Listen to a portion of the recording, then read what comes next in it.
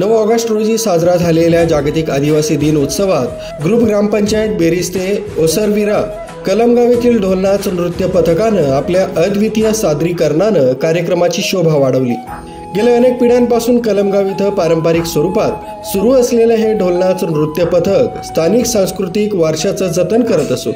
या विशेष दिवशी त्यांनी आपल्या कलाविष्कारातून आदिवासी संस्कृतीचं दर्शन घडवलं।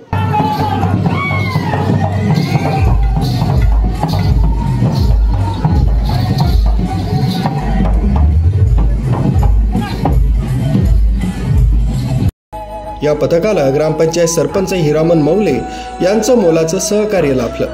पथकाचे अध्यक्ष गोपाळ मौले, ढोलवादक गावित बाबा तसंच सर्व कलाकारांनी उत्साहात नृत्य सादर केलं। उपस्थित प्रेक्षकांनी पारंपरिक तालावर थिरकणाऱ्या या सादरीकरणाला भरभरून दाद दिली। आरबी न्यूजसाठी पांडुरंग भांगरे, मोखाडा।